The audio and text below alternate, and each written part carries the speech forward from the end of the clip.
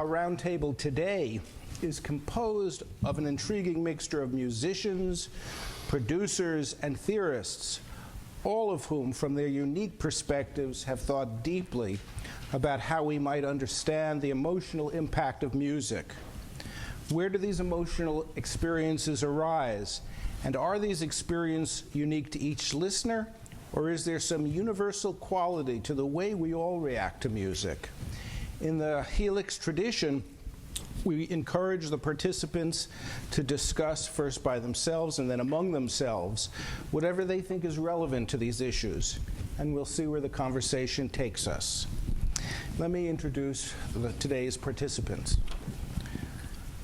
Let me start off with Greg Calby is a partner and senior managing engineer at Sterling Sound in New York City. For over 40 years, Mr. Calby has mastered more than 7,500 albums in various genres, including the work of rock artists such as John Lennon, Bruce Springsteen, Paul Simon, and David Byrne. In the jazz world, his credits include Miles Davis, David Sanborn, and Branford Marsalis. And in the current indie rock field, he's worked with such cutting-edge artists as Alabama Shakes and Passion Pit.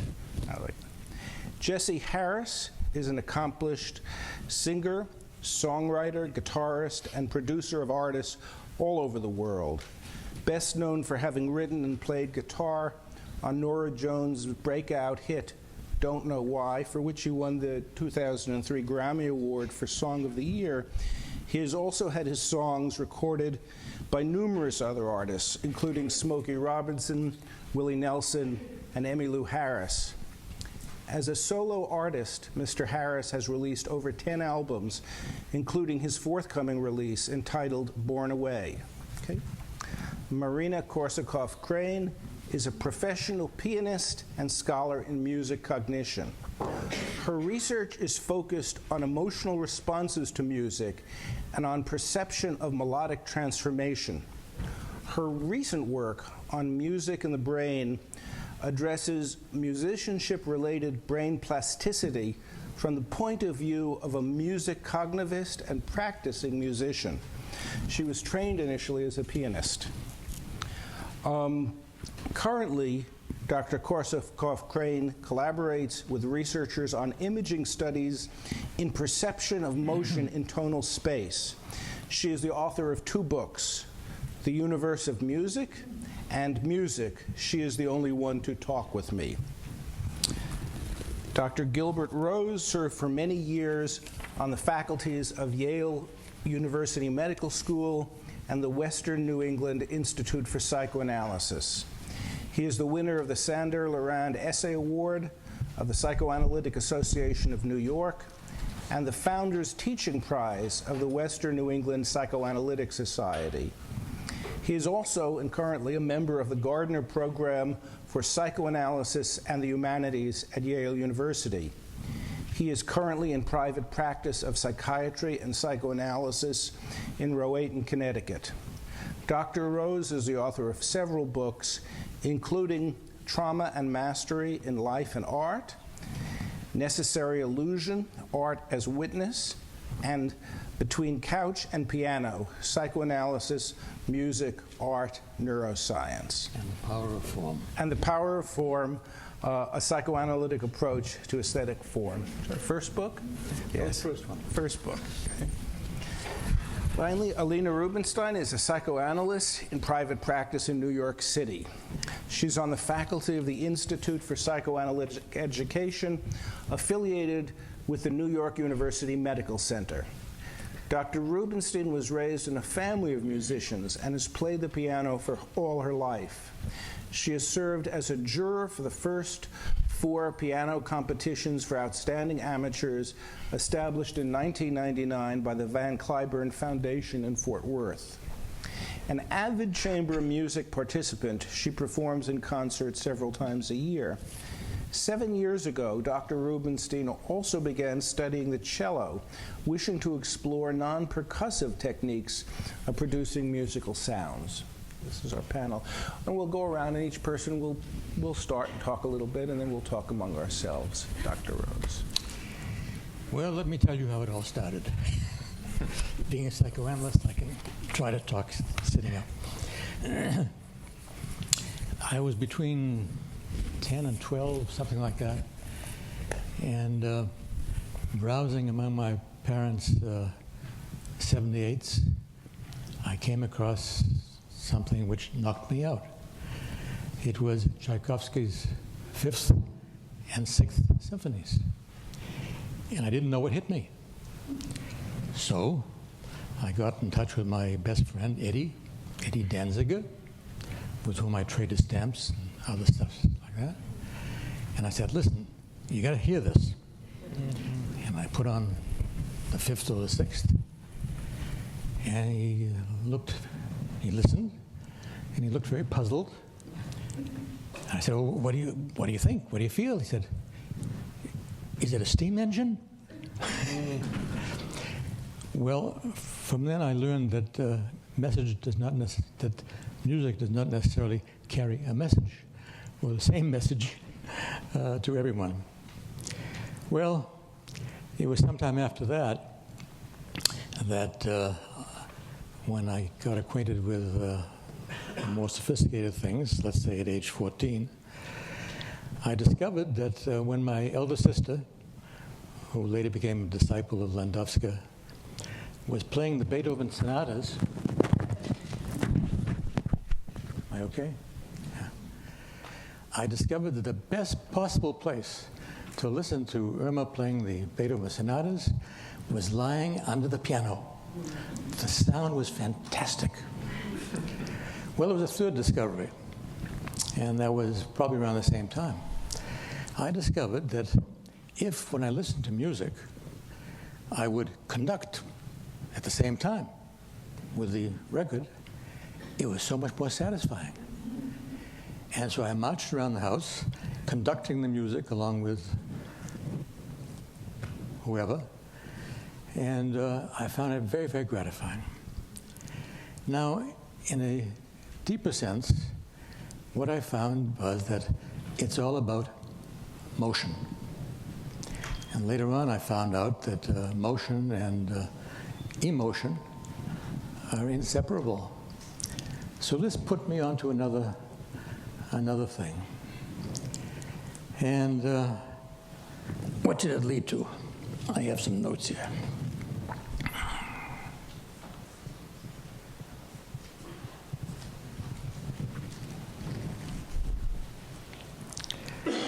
Yeah. Yeah, that with... I'll skip what I have here and say something else. Later on, I found through the literature that music was capable of releasing, jump-starting is a better word, jump-starting people from devastating neurological conditions, temporarily, of course. There was something about music that went straight through. And now, I'm not going to read all of this, don't worry. I want to read something to you.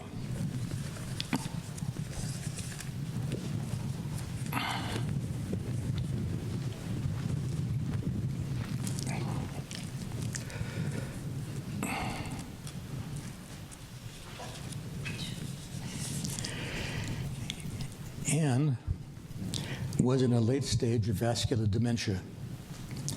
At a much earlier point, she would succumb nightly to escalating panic and agitation, uncontrolled by drugs. Music, however, could restore a degree of calm. Now she was no longer subject to panic. She was mostly withdrawn and indifferent to music, as well as the presence of intimates, whom she may or may not have still recognized. She rarely spoke. When she did utter a word or two, it was without any affect or any obvious referential content. What about art? And whatever I have to say about music goes also for what I think about art. I think they go through the same way. She had been an avid painter and had twice run her own gallery. Painters had been among her closest friends. One day she was shown colored illustrations of Monet and abstract paintings of Jimmy Ernst, an old friend. She looked at them all intently for many minutes and with unswerving attention. Asked what she thought, she replied immediately and with the intensity that had once been so characteristic. "This is really beautiful." Then, more astonishing still, it goes straight through. So, what goes straight through? Shall I tell you briefly, or shall I tell you? What goes straight through is the implicit motion, which is what music and painting is all about, not actual motion, virtual motion. And the internal motion of affect. And I have theories, which I won't go into, about what is it about each of these in terms of tension and release. But I can say this, that when the external tension and release buried in the music or the art goes through to the internal tension and release of affect, there is an at-oneness. There is a unity. And this unity is, at least for some of us, part of the experience of music. There is a oneness.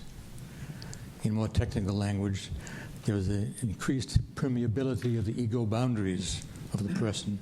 So there was, I think William James put it best when he said, the arts, among other things, no, he didn't say it about the arts. He said it about varieties of religious experience. He said they alleviate the solitude of individuation. Not only, it's not limited to music or to art in an aesthetic moment. It certainly is characteristic of times of being in love. And as William James knew better than anybody, it was also characteristic of some varieties of religious experience and at-oneness. So what kind of a contribution does this experience make, if any, beside the moment? I think it makes a contribution to one's affect regulation and also a sense of one's relationship between self and world. And I think I'll shut up now.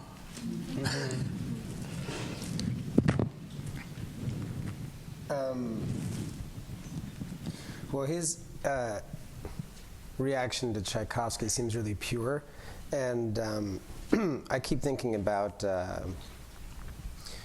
how today music is much more tied to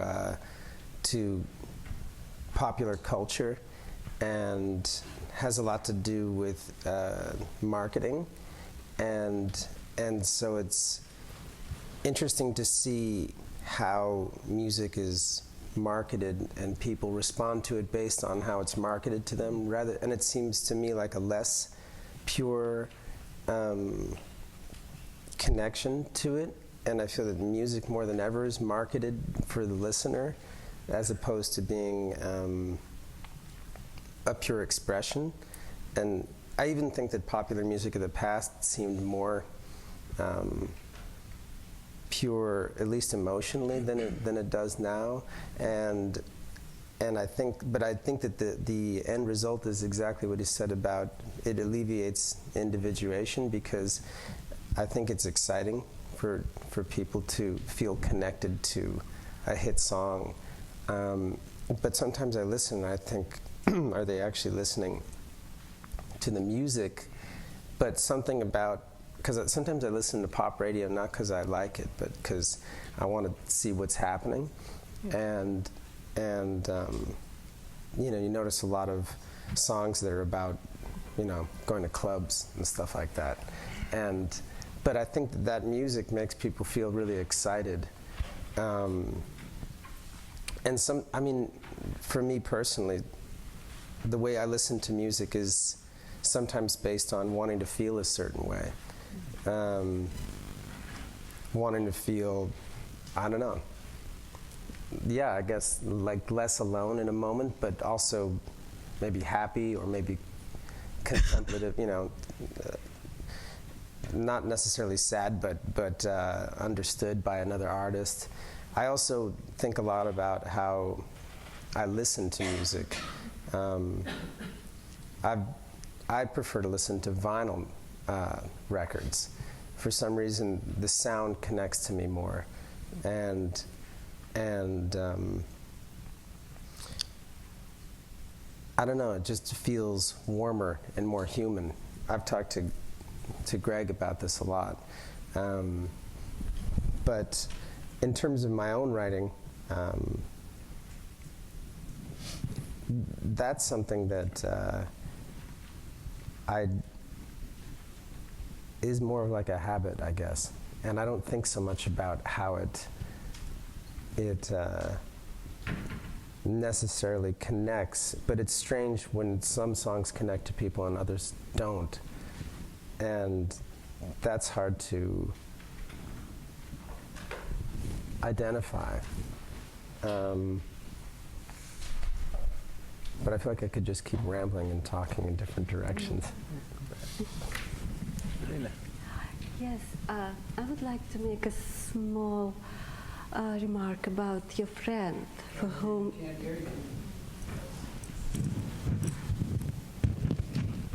I have a microphone? Okay. It's about your friend who did not recognize music in the 5th and 6th symphonies of Tchaikovsky. There is a very small percentage of listeners for whom music is not available. It's a very interesting condition. It's called amusia, and people just don't recognize anything, and they even don't have Maybe a little closer to don't have familiar melodies because they are not able to recognize patterns of music. Because when we listen to music, we actually listen to musical sounds which have very interesting relationships. They differ in their perceived tension. It was another very important word mentioned today. So when we listen to music, we listen to pattern of tones. It's like listening in distribution of different levels of energy in tonal field. I don't want to talk too much about it. I want to go back to amusia. So a very small percentage of people, they are not able to recognize music. But everybody else is gifted from birth. We all are experts at birth because our auditory system is ready before we are born. We already listen to music before we are born. And even 2-4-month-old babies recognize the basic, the most important melodic elements of music, consonant intervals and dissonant intervals. Moreover, the way music convey information is very simple. We even can say it's primitive. It's perceived tension. This is why music is available for everybody, even for people with very serious cognitive problems. We are all able to recognize music. It's incredibly generous art. By my vacation right now, I am applied philosopher. I was trained as a classical pianist in Russia, but then I became a cognitive scientist. And it happened that I studied emotion, and this is the last area I wanted to study. because it's very difficult, and it's very difficult to talk about emotion in music. But we still can measure something which would help us recognize some of the aspect of this magic which we call music.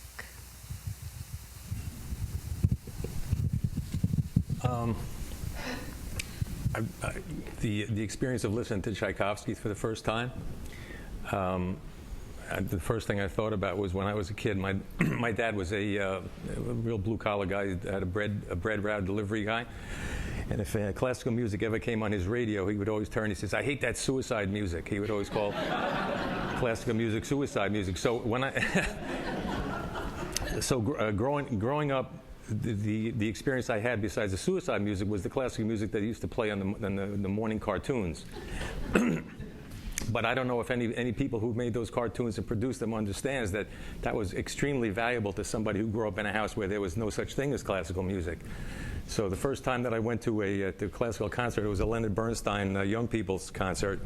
And it was an experience which affected me for the rest of my life, because the beauty of it and the intensity of at that point it was Carnegie Hall, but I'm not 100% sure. I was somewhere around 8 or 9 years old. But I remember the sound of the orchestra, along with the fact that it was a music that it found very exotic to me. It really carried me into the field that I'm in right now and have been for 40 years, which is audio engineering. But as far as emotion goes, funny, in the last few weeks I had an experience which really spoke to what we're talking about here.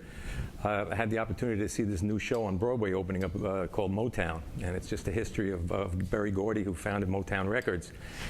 And in the beginning of the show, the first scene is the Temptations and the Four Tops. The guys playing those groups have kind of like a competition with each other, and then it just literally plays these songs from my teenage years. People on this panel are all different ages, but this is a very musically such a formative time when your emotions and your connection to music happen. And I found myself 3 or 4 different times completely tearing up. I wasn't sobbing, but my eyes were watering. I was getting the chills, and I was feeling something I just didn't understand. So after the show, my wife and I went out to dinner with another couple of good friends of ours, and I said to the woman her name is Suzy Roach. She's a really great musician on her own right. And I said to everybody, I said, did anybody find themselves crying? And Suzy said to me, yeah, a couple of times also. And we do not know what the trigger was. I mean, nostalgia is one thing, and I know that if someone grew up in a different time and never heard that music before and listened to it, I don't think they would be crying. And it also led me back to another situation that happened to me about 15 or 20 years ago in my studio. A guy that I grew up with, had really close friends with him in the 8th grade. He became a Franciscan monk and still is a Franciscan priest. And we hadn't seen each other for years. And we connected on the phone, and he came to the studio, and he brought a cassette with him in the cassette days. And it was an artist. Yes. Okay, great. Well, I like holding the mic, though. It felt so professional.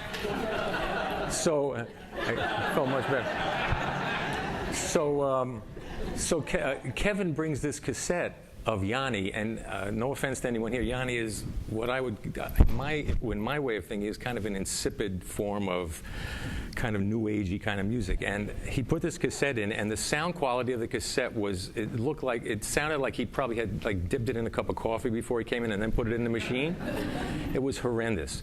And I was listening to this. I was looking at my speakers, which it's professional studios, and I'm just going, oh, this is unbelievably horrible. And I turned to Kevin, and he's got the conducting things in his hands, pencils, and he's doing this, and he's crying. Tears are coming out of his eyes, and internally I'm laughing because this is the worst thing I ever heard. And to him, what he said to me was over. He just said, "I can't thank you enough. That's the most beautiful I've ever heard that."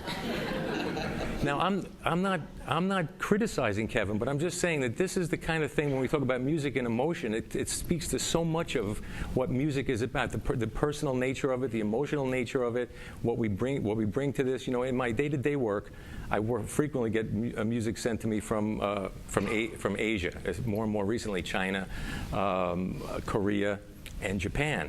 And the other engineers and I always kind of have it's kind of an internal laugh we have with each other, but the Japanese rock is completely like another language. I mean, it's like you don't understand the words, but you really don't understand what they're doing musically. So there's no emotion. So just yesterday, in my studio, I had a Japanese jazz artist, a very, very talented woman, plays marimba, like this giant marimba, and she saw one of these CDs that I had done that was, in my mind, was awful. And she looked at it and she went, ooh, I want this is great, this is great. And she really had to have this, and she's a very sophisticated musician. So the relative nature of all this stuff and the emotional connection to me is really fascinating. And I think with the group that we have here, we really have we have different generations, we have different, something we're bringing to this. So I'm happy to be here talking about it and see what we come up with, Thank you. Well, I grew up, I would say, bathed in classical music. My father was a concert pianist, so I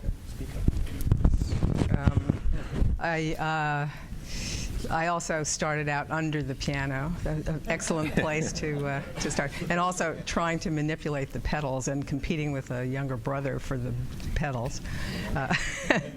And don't remember actually when I started to play the piano, but it just seems like I always did. But that's, I think, probably a very common experience, that you just feel like you don't remember when you couldn't play, but it was never enforced. It was never forced on me, but I just loved it from day one. I played with four hands with my brother. It was.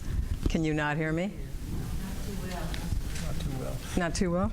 And well, anyway, I was sort of considering. I wasn't really considering having a career as a pianist, because I knew only too well the downside of it, which is, traveling all the time. And some people love that, some people don't. It doesn't make for a very stable life, really. And the other part of it was my generation was the one that, when I was a teenager, Elvis Presley erupted on the scene, and so you can figure out where I fit into the scheme of things. And it was also a period of time, though, certainly in classical music, women were very little represented at that time. And the thought of being, the reviews would say things like, for a woman, she played pretty well. And you basically were sort of restricted to, most women to Mozart and stuff like that. And, wow, something just happened. The word Mozart. Mozart, right. But I was... And after a few starts in other areas, I was briefly a graduate student in comparative literature, and I really wanted to go to medical school, but as I was saying before, it was also a period of time where not too many women thought, especially who came from families that didn't have doctors or scientists in the background, they didn't really think of that. But that's what I ended up doing, and I always sort of was gravitated towards psychotherapy and psychoanalysis, I think in part because I think I'm a reasonably good listener, and I think there was some I can't think of the right word, correlation there between listening to music, as I did, and listening to people very, carefully. But I've become even more. I mean, the other part of it was that since my father was a musician, and my grandfather, my brother, and other family, my mother and sister were both dancers. So I mean, we were really surrounded by music in motion, and the conducting went on a lot at home too. But I've always been just so passionate about it, and about hearing it, the emotions that it evokes in me. And connecting to what you said, I think that those are very subjective, and that the formal aspects of music lend themselves because they can't be translated into words. I don't think this is working. Oh, it is? Oh, okay. Lends itself to projecting whatever emotion and or meaning, if we can try to define that, that one wants to. If you want to feel a certain way, you may know that certain music will evoke that kind of feeling, and you'll put it on and kind of enjoy having the feeling, including sad feelings, including, you know, some of the negative feelings.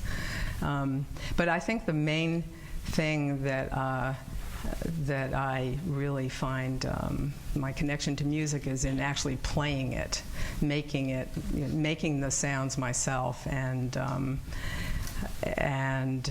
I've always played the piano, and as I think you said, I took up the cello about 6 years ago, which was a little bit risky given my advanced age, but I thought maybe it would stave off dementia, among other things. But that wasn't really the reason. It was because it's not that easy. But I always loved the sound of the cello specifically, and I'm always very interested in why people are attracted to certain particular sounds, and I think they are.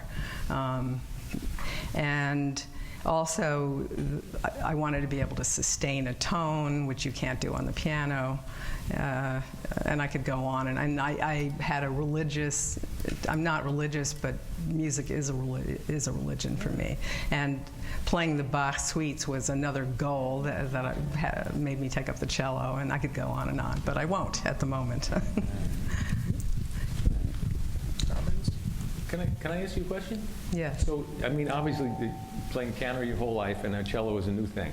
But is there a way to figure how you feel? I mean, it's asking a shrink how you feel is funny, but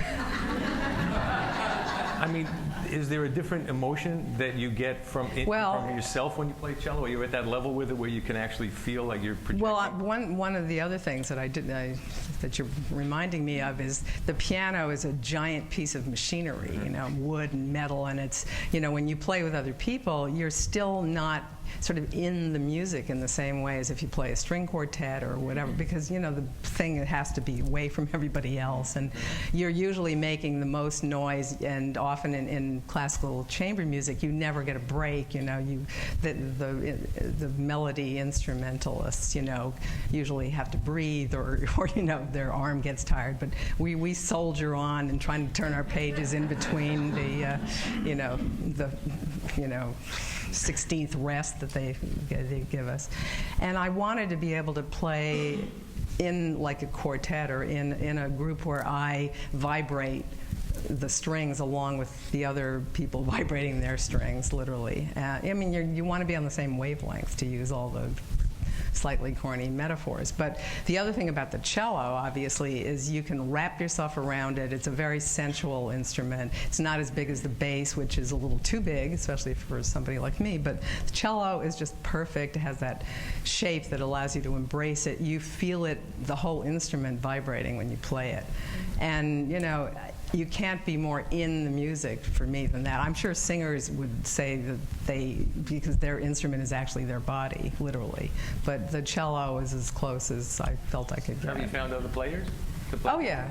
Now I have. It took me about 2 or 3 years to make a sound that I didn't want to run away from while I was making it, but I'm past that.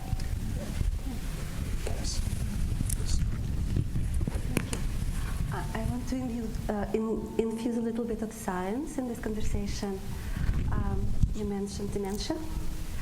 I want to go first to children. That recent studies showed that already after 6 months of studying, children show advantage in memorization on tasks which are related to IQ. We also know today that people who studied music in their childhood, they show certain kind of age defiance in their cognitive functions at older age. And as a music educator, I would say everybody, don't put aside your desire to study music. It's never late. One of the best cases in my practice as a piano teacher was a 62-year-old beginner, a registered nurse, who became a wonderful pianist just in a couple of years, but she was very disciplined.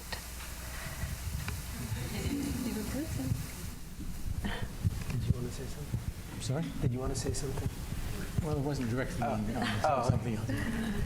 Well, but I'll raise it now anyway. To my colleague here especially, I read a PhD thesis recently for an institution, and it was about, well, there's one specific thing about it. It talked at the end about musical listening and made the point that for a therapist to listen musically was a very big asset. And what the point that she made was that you're listening both globally to the overall and at the same time for details. And it struck me that this is, I think that I recognize something in that. And I wondered if from you and your experience as a therapist, analyst, as well as a musician, this thought makes any sense to you. It makes sense, but I don't know that I would necessarily be aware of doing it at the time. And I suspect that most analysts listen, and they hear repetitions, they hear themes, they hear variations on the themes, all of which are musical, concepts. And I think that, but I think I enjoy listening in general, so I think that that's one of the attractions. But I also, I think I like to be aware of the nonverbal aspects of the treatment too, which I think music is more in some ways connected to, and I think also connected to the earliest mother-child matrix, and I think you raised that point, and I feel like that's something that I'm more aware of attending to as an analyst. The silences especially. The silences. Somebody said that the most important part about music are the rests. Yeah, it's the so spaces between Mozart. the notes. Who said that? Mozart only. Mozart. Only Mozart. but also the silence before and after, which I think are not really necessarily thought about. So you listen to music in order to restore the silence and listen to the silence. I think that's for me, that's a very important idea. This is a conversation. Can you hear me?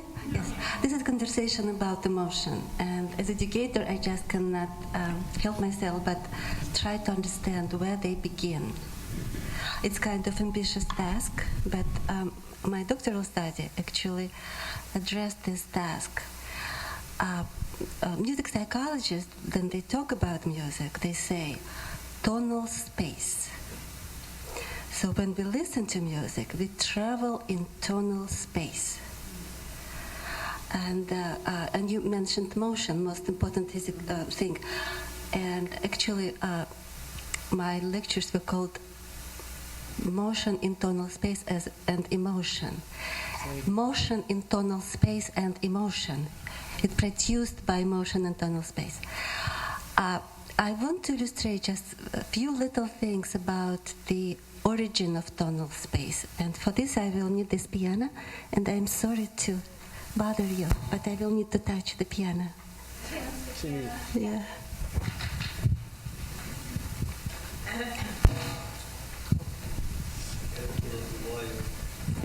Oh, yeah.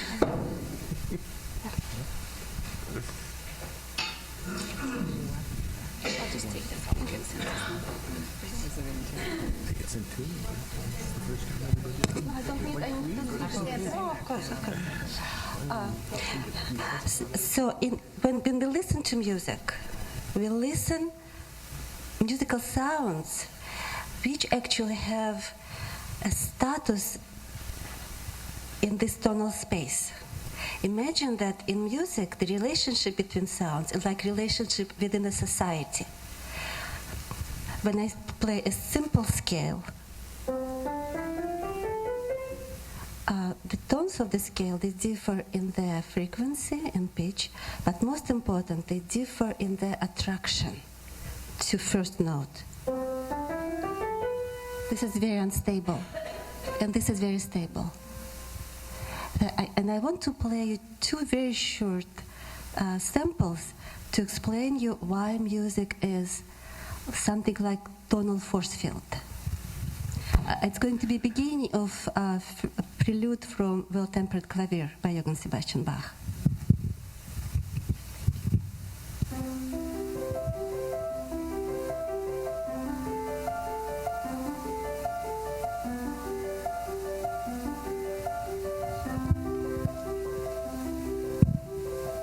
And it sounds very peaceful. Now listen.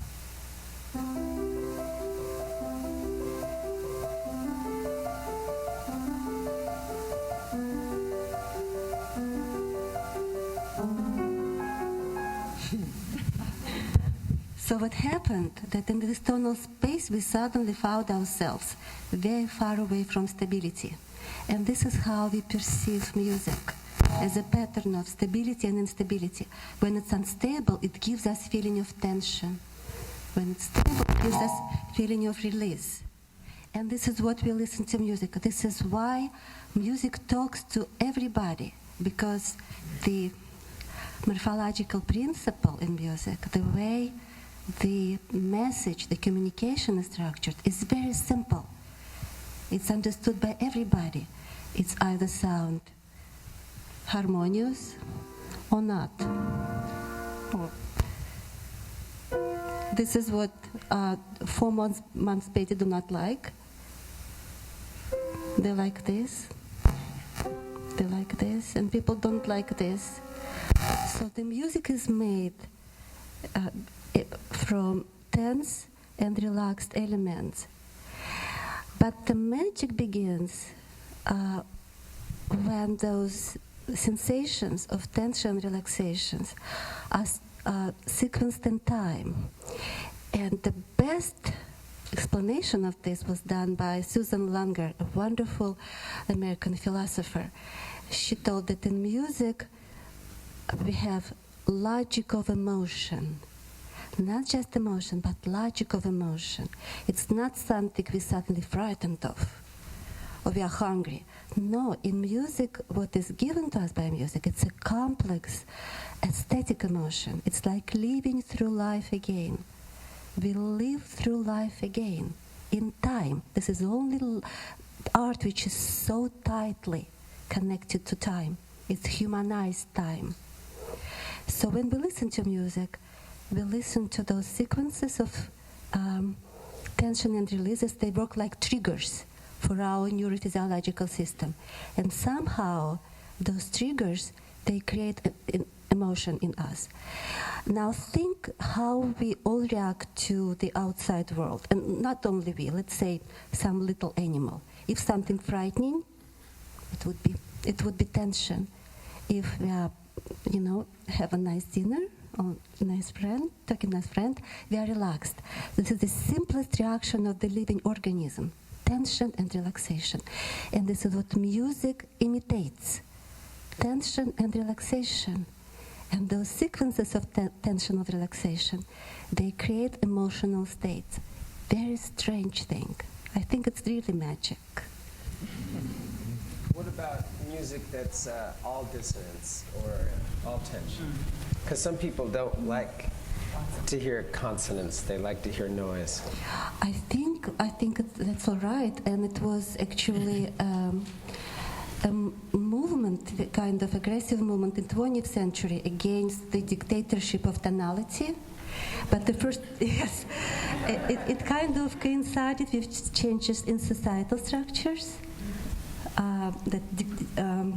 But what happened when Schoenberg, who was called a tonalist to his great irritation, introduced new system which defined the role of tonality, this tension and release. The system was quite strict. And what is interesting, when musicians listen to atonal music, they still are trying to find some points to tie, to find some system of reference. Because when we perceive this world, we always perceive it in some system of reference. If it's a visual world, it's a Cartesian coordinates. If it's music, it's a scale, just simple scale. But dissonances, it's a wonderful expressive element. And if you look into, if you hear to music by Bach, he predicted a lot of things. He predicted atonal music, polytonal music, and whole tone scale. You can find everything. But of course, then we had Liszt, he was tremendous revolutionary. Wagner, and then in 20th century, Schoenberg and Weber and Berg, and then kind of extreme, it was Karl Haus and Xenakis, who used stochastic music, just random numbers. And he created some sounds, some masses of sounds, but not tonal sound. When we talk in music today, we basically talk about tonal music, about melodies and harmonies. And this music lives in this simple, simple scale. I'm just wondering with Jesse and with Greg, in terms of popular music, in terms of, let's say, post-punk music, which is which seems to have which has no restfulness to it, which has no scale to it, as I understand it, how you would see this fitting in with the kind of classical music? As we were going through the different composers and the different elements in the classical form, I was trying to kind of equate that with my world, and Jesse's world, and the people who were involved in popular music, and and I would say all the way from early '60s up to now, which is a huge body of work now, and it's actually being studied academically, and people bring so much emotion to what they expect from their music, and as far as dissonance, I mean, there are people that go to rock shows specifically to feel aggressive, to feel more aggressive than they are, to find a safe place for their aggression. If I've always been amazed by the people that come into the studio when I'm working on a heavy metal album. You might have noticed this too from the people that, these are the gentlest souls that I've met. For the most part, the gentlest people that I meet, the most aggressive people that I meet in my business are the hyper-intellectual kind of new music people. Well, the poets and the people who are searching to be unique are the hardest people. For me, those are the hardest people to deal with. Those are the people with the edge. Those are the most insecure people. They're looking for a special place in the music. But the people who, like, for example, are into heavy metal, there's a community. There's a sense of community. I was thinking about this before. There was a film that many of you, I'm sure, saw recently called Amour. It was a fantastic film. Do you remember the opening of the film? From the stage out into the audience. It's a classical piano. Did you see the film? Yeah. Fabulous, fabulous film. But the beginning is a classical pianist gets on stage, but you don't watch him. You watch the audience reaction. And I swear it's about 5 minutes of just watching people in stillness. And you're looking at this and you're wondering, what is everybody thinking? What is each of these individuals doing there? And when I go to a concert, and my wife and I go to maybe 2 or 3 a year, and not frequent concert goers, to me there's a sense of isolation. I mean, you're listening and you're emoting to the music internally. Rock music is not like that. Rock music is like kind of a celebration of the artist and in community with the people who are there, who've also decided to come and enjoy it together. And music this type of music will fuse people together. And this is across many genres, I think. It's an appreciation, it's a support for the artist as an individual, which I'm sure in a classical show, if you really know the performers and you know the cellist, for example, and you go and watch this fantastic cellist, and there's that feeling. But for the most part, I think people go to internalize the feelings of the music. This is not, Jesse, maybe you can speak to this as well. I mean, I find that the communal, especially in the 60s, there were groups in the 60s where if you went to see, for example, the Incredible String Band in 1969, everybody in the show was on LSD. And you knew that. And you knew that they were, and they knew you were, and there was a community based around this. And this, to me, is the same, in exactly the same thing as if you go to the Abyssinian Baptist Church on a Sunday and everybody's singing, and it's a religious type experience. And I think that communion, exactly. And I see this when I go out. I see this at shows, and to me, it's a very, very interesting thing, and because when you speak to someone else's music, or they speak to the music that you don't understand, you tend to kind of drift back. You know, they mentioned, you know, downstairs Jess and I were speaking and talking about a couple of artists that maybe some of the folks never heard. Everybody kind of gets in their little corner. Well, I don't know what they're talking about. I don't know what they're talking about. That's what's great about the classics, is that we all have at least some knowledge of that.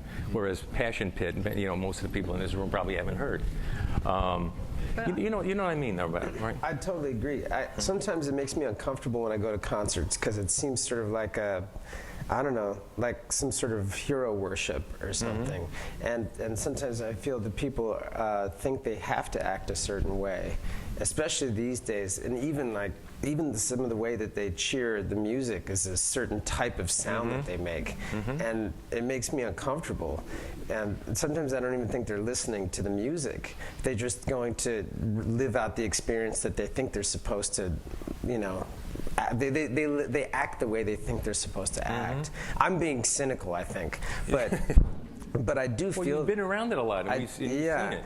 On the other hand, sometimes, I mean, this is something that's come to mind for some reason, but I went to see Randy Newman perform in Central Park once, maybe 10 years ago, and he just played the opening chords of I Think It's Going to Rain Today on the piano.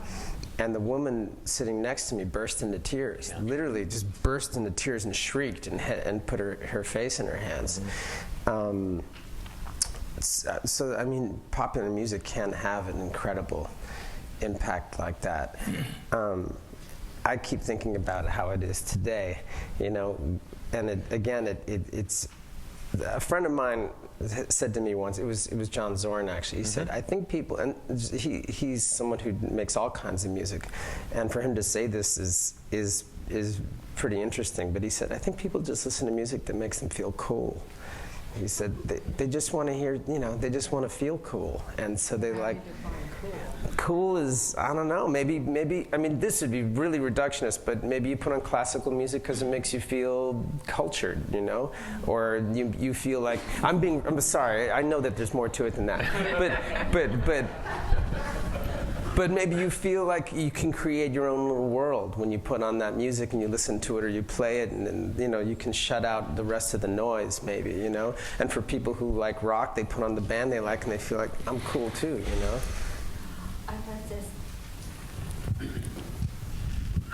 Can you hear me? Yeah, I protest.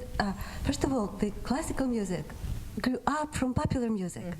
You know, when Luther in Protestant Germany was working on creating, you know, vocabulary of hymns at the churches, some of the songs he used had very questionable content, just obscene content, and he would say, we should save it from the clutches of devil. When you think about the best melodies like Schubert, he wrote 600 songs. And the main formula that popular music uses, it's the same. It's the main formula of melodic motion. And this is what the Bach's prelude starts with.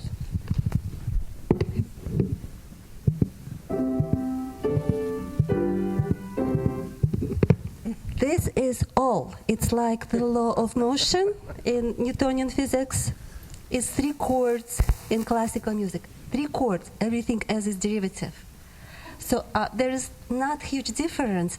It's just some classical music, like, say, Mozart, or Shostakovich, or Tchaikovsky, it's just somewhat more structured and carries a lot of information, which is not perhaps easy.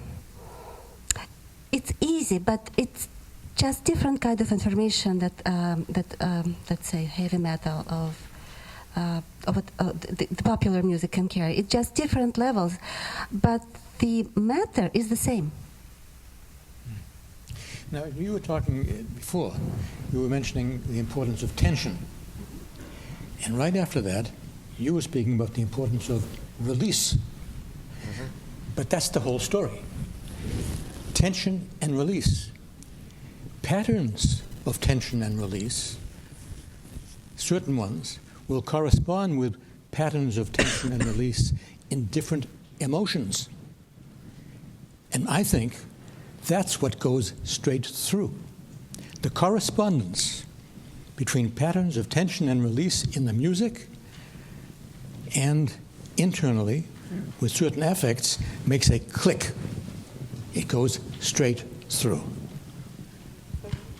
I also think that popular music perhaps uses rhythms more aggressively and meter and rhythm more aggressively.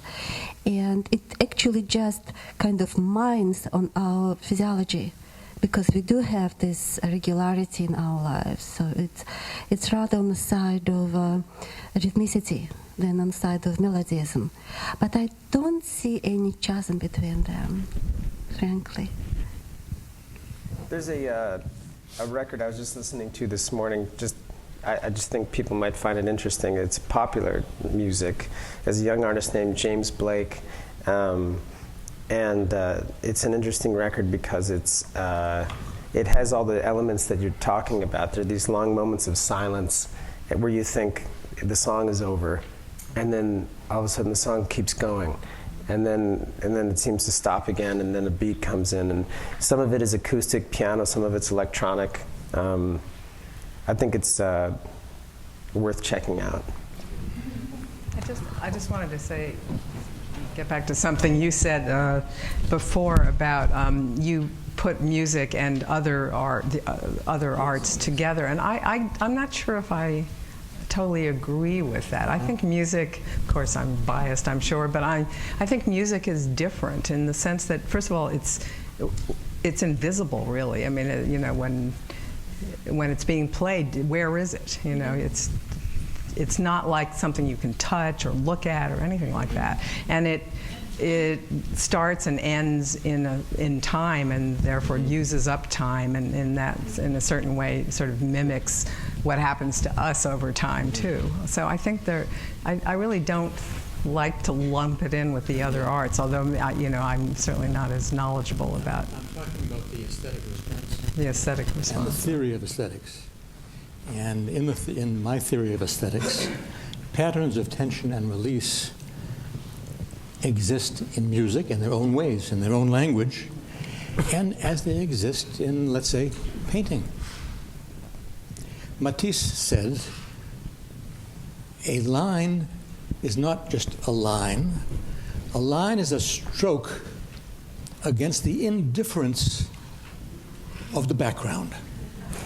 He said to his students, try to find out where that line is striving to go. He's talking about the dynamics of visual aesthetics, just as you were talking about the dynamics of the piano. When you play the scale, you can't leave it at the seventh. It has to go to the eighth. It has to resolve. That's tension and release. Now, it's in that sense that I'm putting them both together. I just have always felt that music is much more embodied in a certain way, because just because it picks up on our body rhythms, and because it's not visible, and it vibrates in you, and I guess to me that makes it. I mean, and then how do we talk about what it means? There are no words, and even with painting, it seems to, or the plastic arts in general, it seems as if it might be easier to talk about them in words. But music is such a challenge. And I just, this is an aside, but I have to say, in spite of my great love for psychoanalysis, I never have really forgiven Freud for being a Viennese Jew who had really little interest in music. I'm sure there was an issue there. And he also got rid of his older sister's piano because it was annoying him. Right. So I just wanted to get that on the table. Well, he also confessed that he could not bear to stand any art unless he knew what the meaning of it was. Well, this is the problem. And that's beside the point. Right. The meaning of it is the reaction that you have spontaneously when you first hear it. And then all the other meanings that have come in the course of time and the stages that life goes through have different meanings. They're attributed. I'm talking about the spontaneous reaction, which I think has to do with patterns of tension and release in one language, of music, and in another language, in visual art. But it's still tension and release. I have very important things to add, because we talk about pleasure of music, So I have to talk about neurophysiology of perception of music. It activates biological reward center, which is also involved in our pleasure of food and sex. And another thing about the Does all music do that to certain kinds? pleasurable music. But that's somewhat subjective. Yeah, and no. This is what they found. It could be music in minor, actually. It still activates a biological reward center, pleasure center. And just a very minor addition to conversation about like these communions, when music is very loud. It could be actually dangerous for our auditory system. When I see cars with small children and there's a very loud music, it always hurts me because I know that the poor child could and his parents could suffer loss of hearing. In our very delicate organ of Corti, in our cochlea, we have outer and inner cells, and outer cells, like cilia, they work as amplifiers. And if they're destroyed, and they can be destroyed, if there is a consistently loud sound, they cannot be restored. This is why people can start losing their hearing in their 30s if they work in a very loud bands. Well, we could have an entire seminar about hearing loss and loud. I mean, loud is part of the world right now. I mean, I have the audiologist that I go to says when he started, he's in his 60s now, he says when he started all his patients, he was in his 30s, most of them were in their 60s. He says he routinely gets people in their 30s now who have severe hearing loss. Wow. People are using the in-ear headphones and running and spending hours and hours with that pressure on their ears. Cars. I mean, I'm sure everybody in this room has left at least one restaurant. I've left maybe 10 restaurants in the last 2 years because you couldn't hear the people on the other side of the table. I mean, that's another whole thing. But it really makes you wonder, like, why is this? Why do people like loud? I mean, some stimulation from loud. I mean, otherwise people would shy away from it. But so many people, I'm not one of them, but so many people need loud. They need the distraction of loud. They need the physicality. I mean, the guy who comes next to you in the SUV where you hear everything and your car is moving like this and his car is shaking like this, he's getting something from that. He likes moving. He likes his ass moving in that seat. And there's something really important about the physical nature of music for the body is not really adapted to this. I'm sorry? I don't think it was always like that. I think that's well, the technology has developed to the point where you can drive around and you can have 250 dB in your car. And the restaurants now have, the ability to have speakers everywhere coming down from the top and the sides. In the 50s and 60s when we grew up, we didn't have that. Yeah, so I feel sorry for the kids. What it indicates with a kind of music which is both loud and where tension predominates over relaxation. I'm talking about the kind of music that you would know, which is very different than Schoenberg. And what is it about the times that we live in, the period that we live in, where this seems to be how people are recognizing themselves in dysphoria, in painful music almost, and a kind of addiction to tension. Well, what Greg does dictates a lot of how music is heard, in the mediums that we have today. Because when people go to have their albums mastered, what Greg does is the final stage of that, and he can change the way the music sounds, depending, I guess, on what people want. But most people go to Greg because they like his aesthetic. But at that final stage, you can make music more aggressive. You can make it louder, or you can make it softer. You can make it brighter, or you can have more bass. And that has so much influence on your perception of the music. And I've had certain albums of mine that I had to have remastered completely because the first take that the mastering engineer, and not Greg, by the way, that the mastering engineer did was too aggressive, and he just figured, well, I was going to, I wanted to make your music like other people's and bring out that that sound and bring the volume up. And when you bring the volume up, you bring up an aggressive feeling. If you let the volume go down, stay at a little bit of a lower point, then you can have music that breathes more. But most of records that are made these days, I think they go for the highest level that they can get. They go for a sound that kind of pushes forward. Every element kind of becomes equal, so that the feeling is kind of like listening and being like pushed into a wall.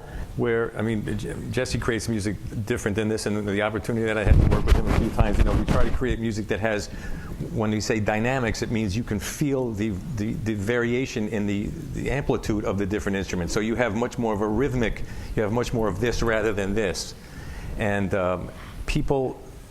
musicians, I think a lot of musicians have been around music so much, and I think that they almost like, it's like I'll have 1 sugar, I'll have 2 sugars in my coffee, I'll have 6 sugars, I'll have 6 sugars, and I'll have a little bit of a 5-hour energy, and it's like almost like an addiction for excitement, but you kind of lose the perspective. So I deal with people in a way that I have to understand what is going to.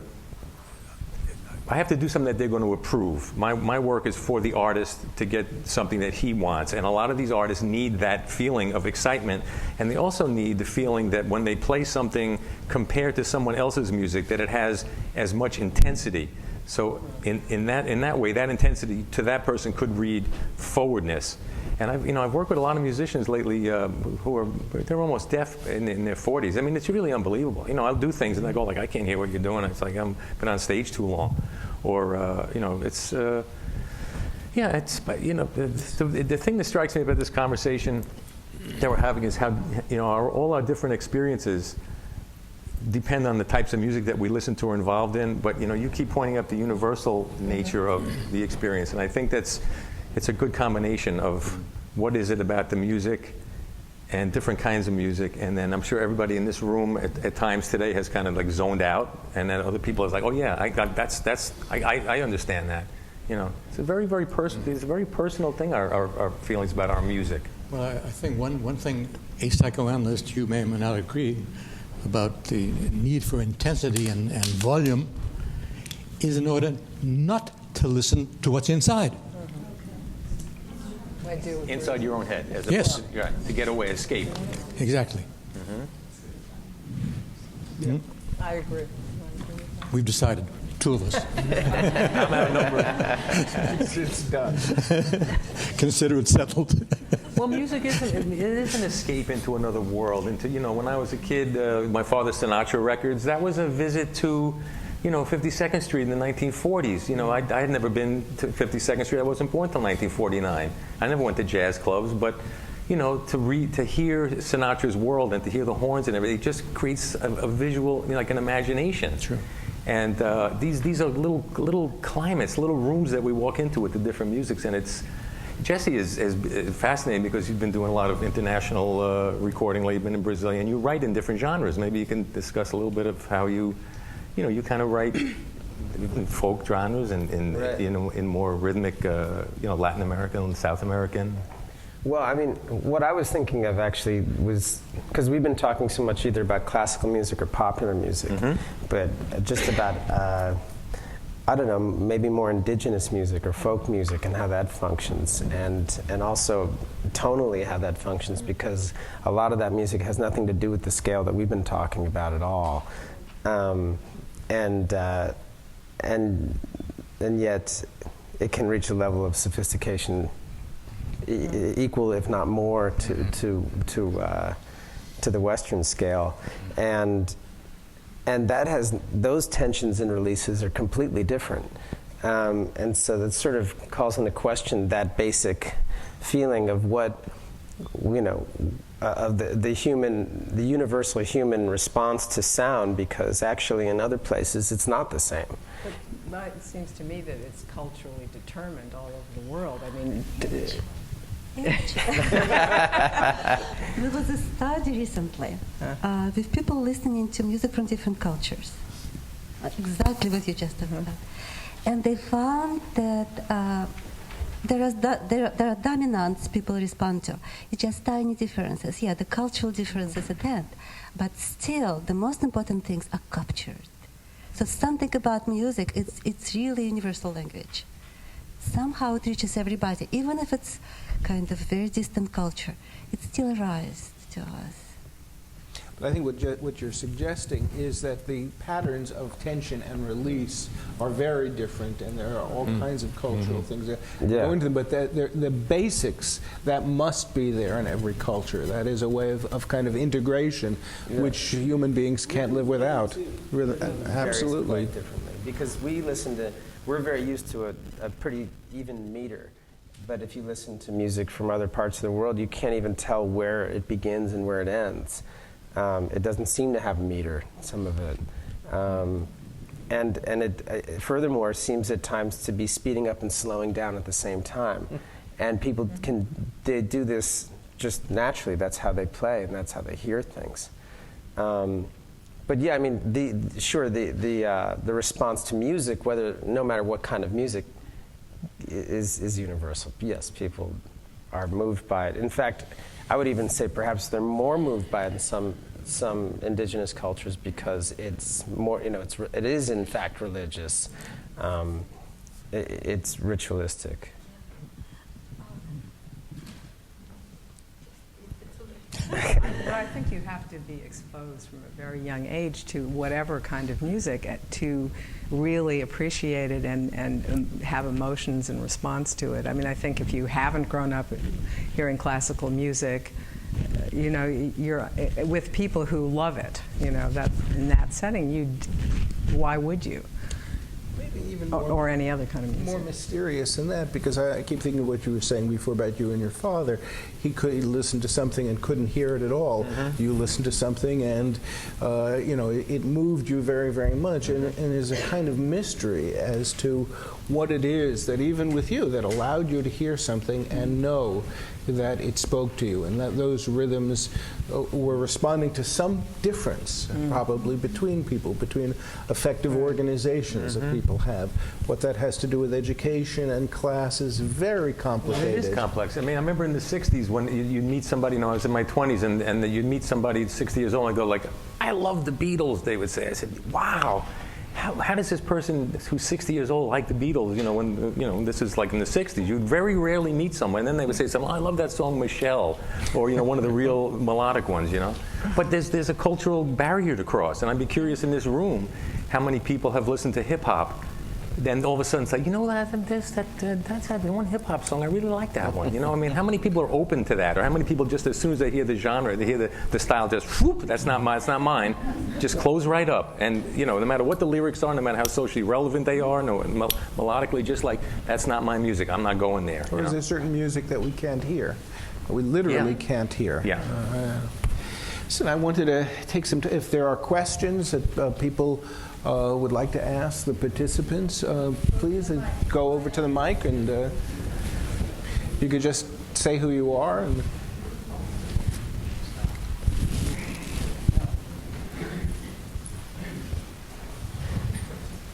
want a name, is that it? Sure. Okay. Deb Rogers. I appreciated hearing that Freud had no experience of music. I think had an experience. Well, he rejected it. And I find that it's a mystery. Is anyone writing about it? I think that's phenomenal. Do we know if anyone is writing about it? I think it's been, I must have read it somewhere. Do I have to look at Google for that something?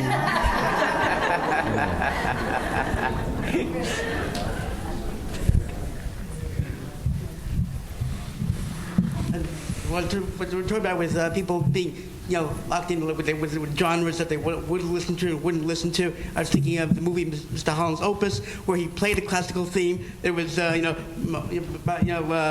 minuet in G, Bach's, but they knew it as the Motown song, Lover's Concerto. And sometimes it can, and sometimes something like a series like that. Sometimes you could just take one song, sometimes to one little piece that just like a little bit different, when somebody might start to embrace it when they didn't embrace it before, because it just touches them.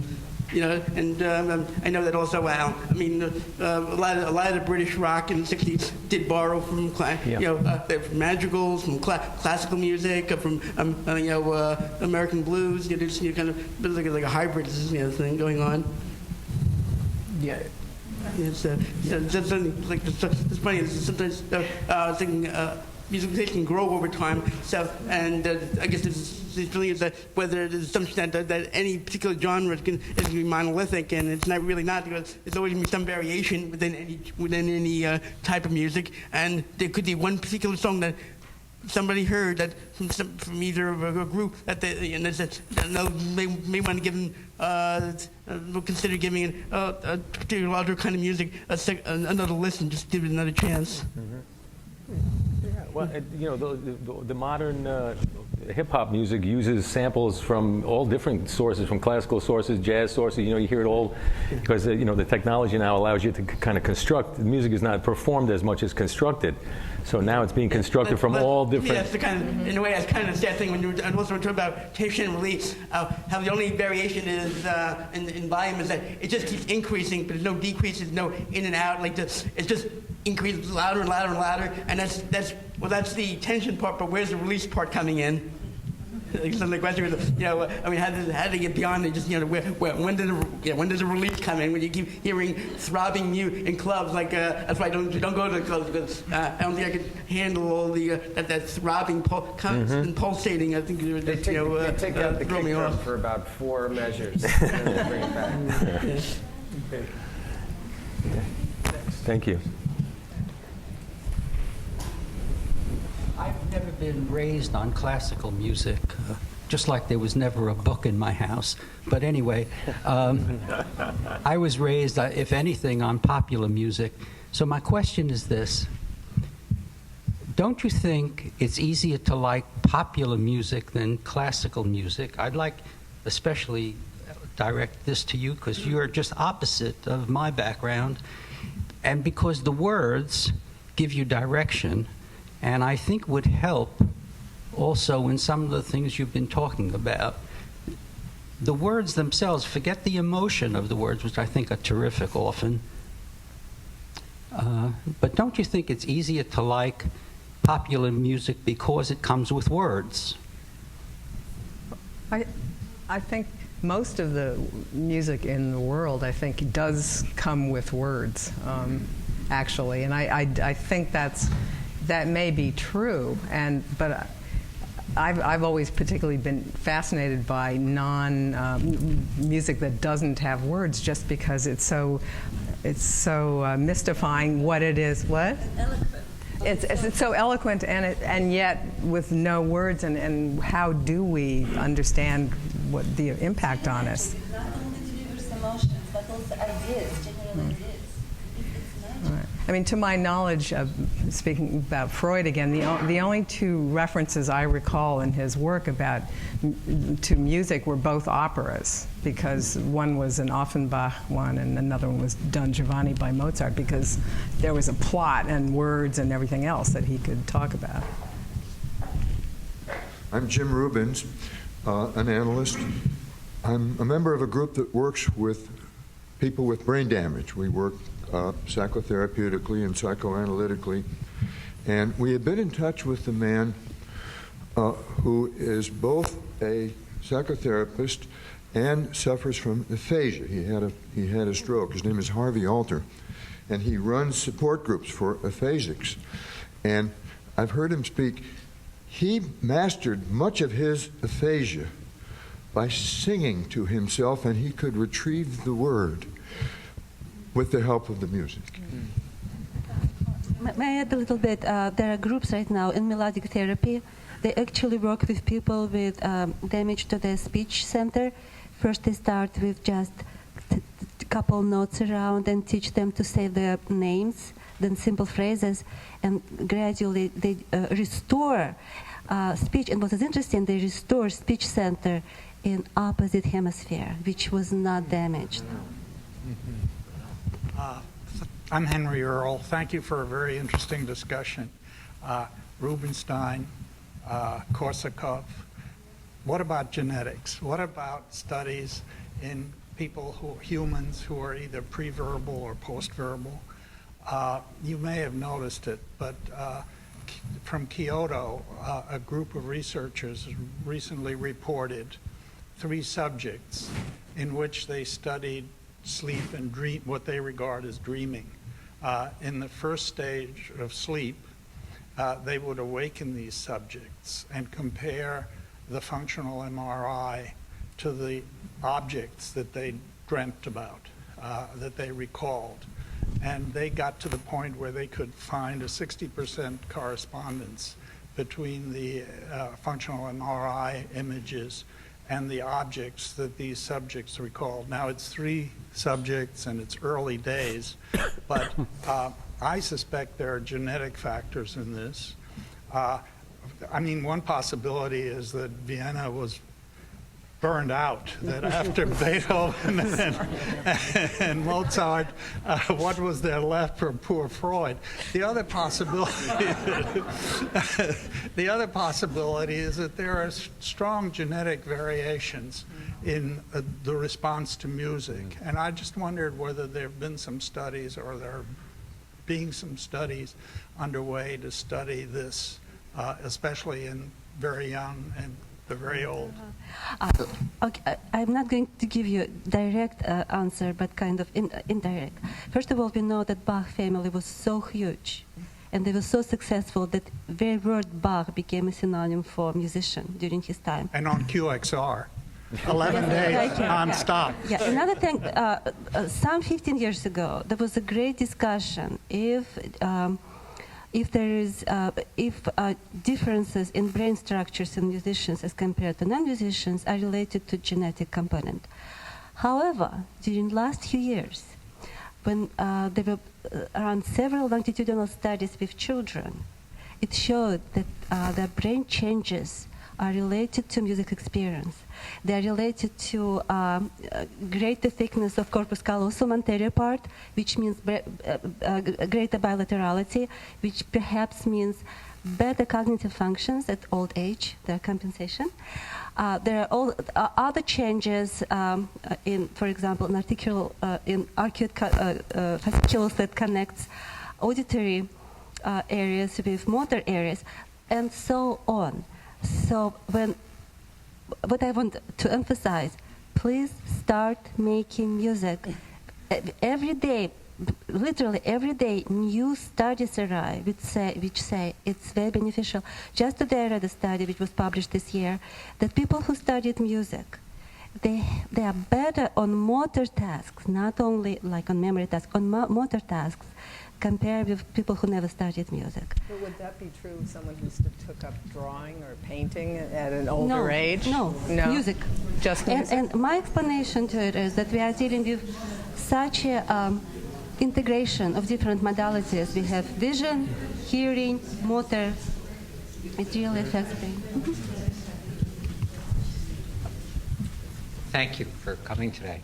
I'm not in your field, so the terms I use may be the wrong ones, but perhaps you can help. My name is Joseph Cadu. I read a review of a recent book by Oliver Sacks that had to do with hallucinations.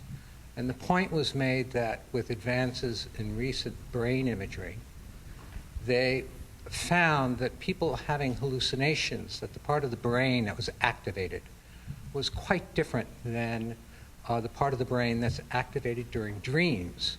And the part of the brain that's activated during dreams is that part which has memory as its function. And the part that's motivated for hallucinations is that part that, not being in your field, I'll call pre-perceptual, or before there's the naming of something. What distinguishes us from other species, our capacity to name things. But the moment we do, we eliminate all the possibilities for what it could be otherwise, and there's a distancing. And so here's my question. And also as a musician, I mean just someone who's played music, I found that once I master the notation of something, I can go back to that pre-notation state of a motive, or when I'm doing improvisation, that there's a return to something more basic, not something more advanced. So here's my question. Is there anything in brain imaging or neuroscience that suggests that musicians, that the part of the brains that is employed for a musician playing is different for a musician listening or for a regular person listening? They are not as kind of, you're talking about dreams and hallucinations. What I'm going to talk, it's much more mundane. For example, in musicians, the auditory areas like recognition of sounds They do a little bit differently than non-musicians.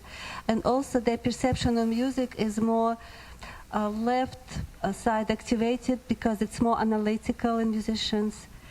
They're more related to musical structures. But what is interesting, that responses per se, they're about the same. It's yes, there are differences in white and gray matter, musicianship related, but responses, emotional responses, are not differentiated in musicians and non-musicians. A couple little anecdotes and then a question. I used to hate hip-hop music, and then I started taking hip-hop dance classes, and now I really like hip-hop music. And I mean that quite seriously. I wasn't able to access any of the emotion of it or any of the music of it until I tried to do it, and then I could understand the vocabulary and the feeling that they were using. You know, and similarly, I went recently to an Icelandic music performance where somebody was really, the performance was this on the computer, and there was this kind of wall of sound that was produced that was the concert that we were at. And so there was very little motion involved in that. And so I was just wondering if you could comment a little bit on motion and its relationship with music, both in terms of how you take things in and out of the music to create those feelings, but also in terms of the neuroscience systems, in terms of overlap of perceptual modalities. I can't speak to neuroscience because I don't know much about it, but I do know that in my work, I do find that my body is always moving in the work. People comment sometime, and my foot is either tapping or I'm just kind of reacting to it. I can totally understand that the reaction to the hip hop, because you're really connecting with it at that point. You really it's obvious that the music is a physical music. And I haven't been to some of these big gigantic raves that you see that people are having now. But there's sometimes you have thousands and tens of thousands of kids, and the music it's just a pulse. It's a pulse of physical movement. And again, you don't see much movement when you go to Carnegie Hall and you go to a classical concert, but there's a different thing going on there. So I mean, I personally, in my work, and I only do the end product of the work. I don't create the work. Jesse's a record producer. He creates the work and also a songwriter. So he comes up with the idea for the song and then creates an environment for the song to exist. And then in my work, I kind of take that and I try to enhance whatever emotion that I'm feeling. And over doing it for 40 years, I kind of can connect with the other creative person who's come up with something. I can enhance what he's trying to do. But I think physical is a big part of what you come up with when you produce a record, right? I think the classical audiences have been sort of tamed over the century because they didn't used to be so passive. And I certainly am not. I always sit in the back row because I can't sit still during the music, and I don't want to be. I've been actually kicked out once. I wasn't making any sound, but I was. What were you doing when you got kicked out? Right. Pardon me? What exactly were you doing when you got kicked out? This I want to hear. Well, I was just asked to. I was shushed and asked to leave if I couldn't contain myself. It's a little. I feel exactly. I feel exactly the same way. That I think it's barbaric that you have to sit at a concert and not move. It's ridiculous. And I have impossible. I have a private theory that one function of the conductor, aside from his relationship to his orchestra, is that he is the symbol for all emotions that you want to make. Right. And you clap as much for having allowed him to, by proxy to express for you. I cannot say anything about from the point of view neuroscience, but I want to say something from point of view of sociocultural. That sociocultural music does express gesture, and with time gestures change. So when you think about a minuet in Mozart, it's very easy to imagine, ladies with crinoline, yes, and it's very different today. So I think it's wonderful that you found hip hop.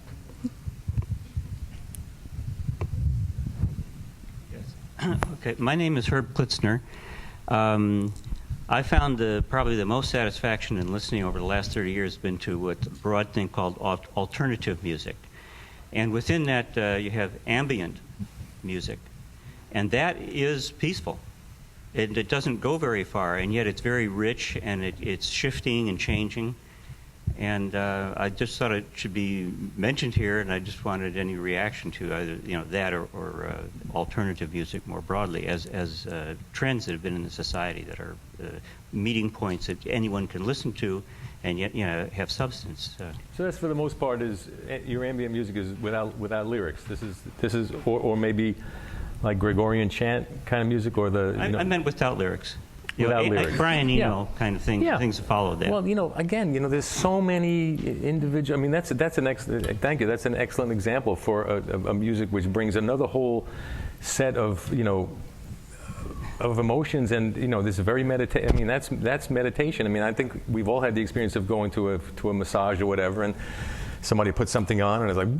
And you go like, well, no, that's not going to work for me because I know, and could you put something else? So, but that brings you emotionally when you listen to that kind of music. Where do you get with that emotionally when you listen to the ambient music? It opens me up and it relaxes me. And then, in making music mixes, which I've done, have been broadcast on Estonia radio, I alternate in a larger scale tension and release using, let's say, an ambient piece and then something that's very different. And I get a reaction from listeners that way that keeps things fresh and moving and they're alert. And so everything I do is eclectic with 4 or 5 genres, within an hour and a half music mix. Mm-hmm. So listening can be richer than it really is on radio ordinarily. So you have a show. You have a. I did 10 years ago. It was periodic, special occasions, but about 12 of them from about 2001 to 2003, and I was challenged in a very constructive way, taking the 9/11 experience, which happened in the middle of it, and so I was known already to the audience, and finding this kind of thing that would. From Estonian culture and from American culture would represent tensions and releases and that you're in a safe place, ultimately. And the program was repeated after a couple of weeks from the response. Mm-hmm. So that's great. Yeah. Thank you. What kind of music was he referring to? Estonian music? There's music in Estonia. It's classical. It's a vocal by Veljo Tormis. Especially and other composers. He had a piece called Curse Upon Iron, and I played that. There's a destruction that takes place in that, and that represented for me the tower falling, which I witnessed myself from some blocks away. And I helped work on the foundations for the center. I had helped to design. I made a computer model of it in 1966. I worked at the Port Authority, and then so it was a life cycle of a building that I was witnessing, and now it was coming down. But actually, the one thing that remained that was not damaged was that foundation wall, but it was waiting for a new building to fill it and connect. So I did a program on that. Alexei Kalatarakis, I'm an analyst. I think everybody's doing a great job doing something that Elvis Costello said was like writing, talking about music is like dancing about architecture. It's very difficult to do. But I have a developmental question about music, both for the analysts, the musicians, and the cognitive scientists. I think we've all alluded to and seen how musical taste changes over time. The song that moved us when we were 5, a different song would do that at 15. And if I go to the opera and I look around at the median age, I know that all those people there were not at the opera when they were 30. So the taste changed over time. I'm curious, in other fields, in psychoanalysis, we sort of privilege the first 5 years of life as determining so much that happens afterwards. In language, so much we believe that needs to happen in the first years of life. Is there a science of music development which would take into account both the cognitive changes and sort of receptivity at different ages that we have, also take into account the aspect of community and mass experience at concerts and so on. And other things like when we're older, I mean, I used to listen to the Clash's first album ad nauseum loud, and I can't do that anymore. And I listen to other things now that I never would have listened to because they were too wimpy when I was 20. So what are the kinds of things, is it possible to put together some developmental idea of how we experience music? One of the pros has to take it. Okay,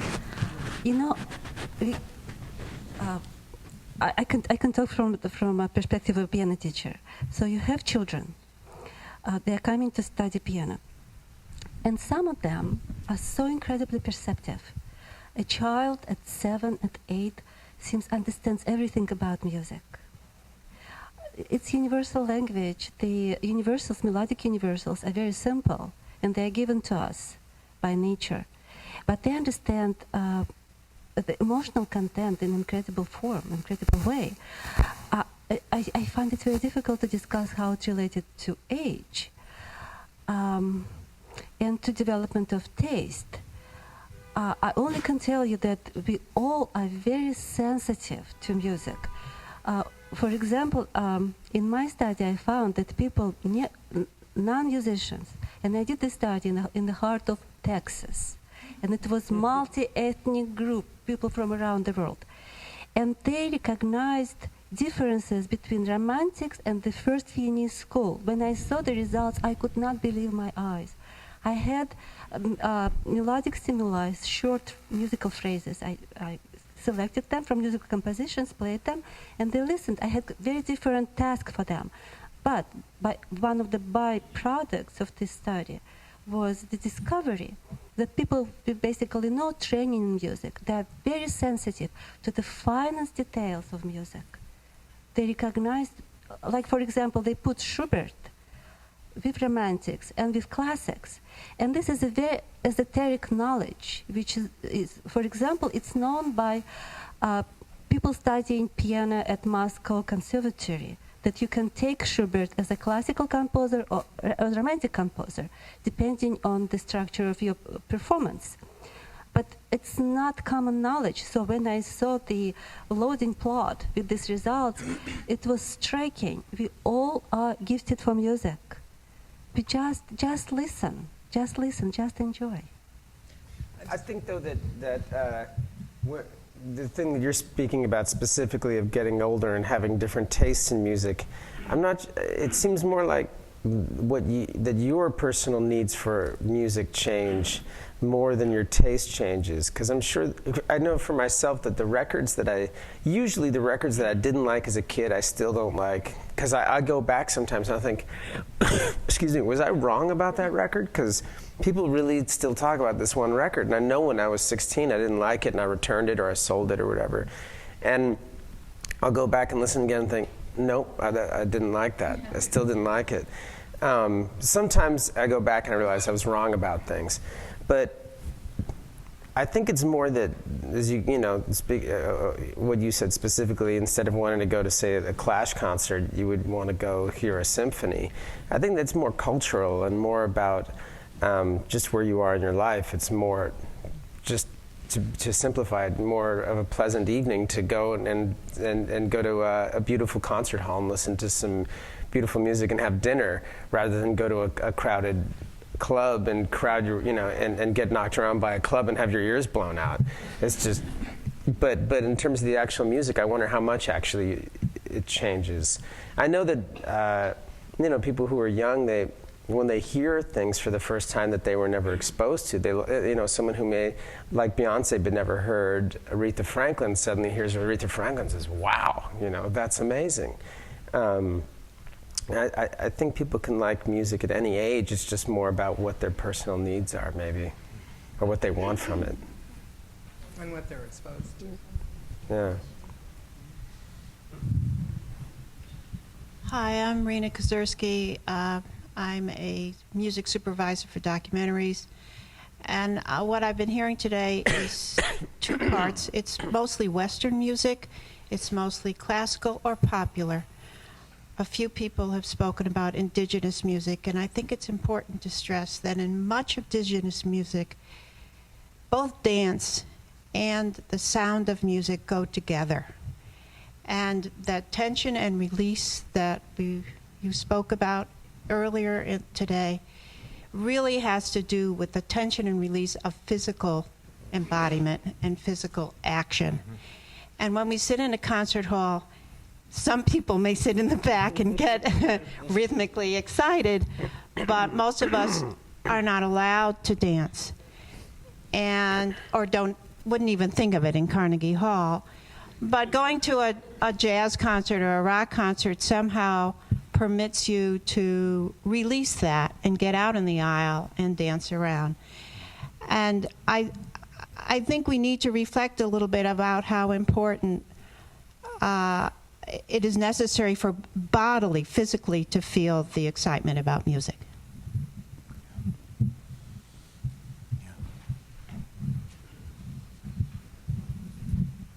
Hi, very interesting conversation. My name is Raul Rafael. I'm an artist, visual artist, and also musician. And music has a very deep scientific basis. Cymatics, which is the study of the patterns that are made through music frequencies, has shown that sound has an organizing power. And also there's a very deep metaphysical aspect to music. We see that in religions throughout the world, throughout history. Now, Dr. Rose, you said the music alleviates the solitude of individuation, which I think goes to the very core of what communication, coming together as one, that music allows. And I think that has to do a lot with I think that Ms. Kren has mentioned the neurophysiological nature of music. But also, you mentioned the fact that music creates an emotion in tonal space, which is, I think, at the heart of communication and of the alleviating of this alienation, this wanting to come as one, as actually we're doing right now. I think that human beings want to come together, communicate, commune. And so could you talk a little bit more about this and possibly this connection between creating emotion in tonal space and the alleviation of the what did you said? The alleviation of the solitude of individuation. Yeah, I was quoting William James, so I wish I had said it, but he said, "I'm old, but not that old." I want to say only. I thought I wanted to say one thing about it. No, it's just escaped me. I'm having a senior moment.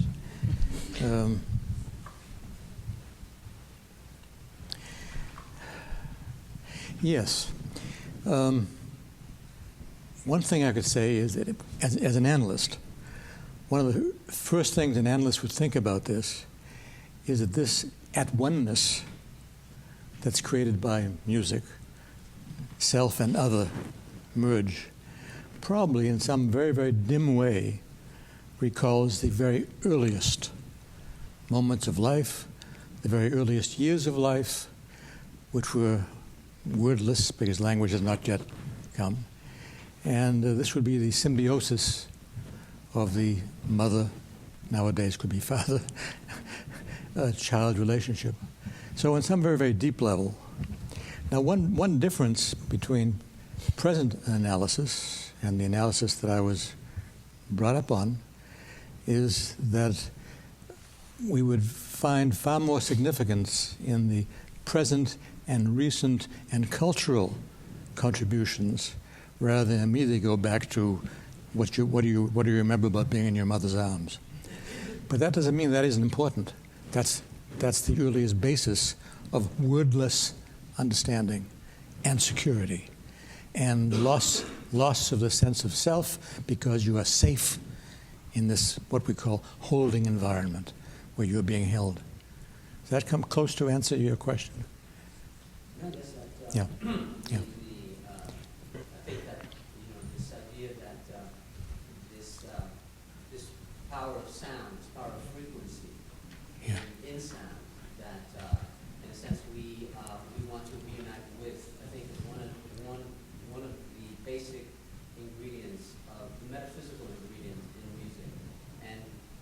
and science finds that this is also too one of the basic ingredients in matter, in the formation of matter in the universe. Mm-hmm. Mm-hmm. Yeah. In some early poetry, I read someplace that the love song in some culture which I've forgotten about, the words, the highest form of love you could express would be to say to your partner, "Oh, I." There is no difference between self and other. "Oh, I." It's like pretty narcissistic, huh? But it's the fusion I'm talking about. The fusion, the oneness. For one more comment, and then we're going to have to stop. Hi, my name is Amalia, and I have a question about laughter in recorded music. Since I was a little kid, I'm always amused by singers who would just burst out into laughter. And as I've gotten older, I realized that it wasn't always, "ha ha, that's funny," but more ironic or a commentary. I'm thinking of like Bill Withers, "Hell Up in Harlem," and he ends the song, "Ha ha ha, Harlem," "Hell Up in Harlem." And so commentary about Harlem and thinking about that. And so I haven't fully come up with a conclusion about this laughter, and so that's why I'm here, to get some thought about what kind of emotion might be tied. Well, there's all kind of theories about why we laugh in general, but I'm wondering about in recorded music and some of your thoughts about that.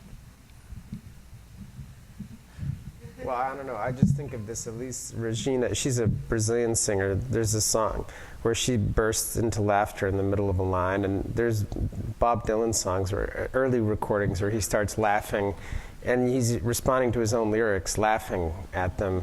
I mean, to me, it just always reflects a very natural moment in the music from artists who are so good that they're so inside the moment of the song and inside the meaning of the song that it's almost as if they're not singing it themselves, and they have almost an objective sort of reaction to the music.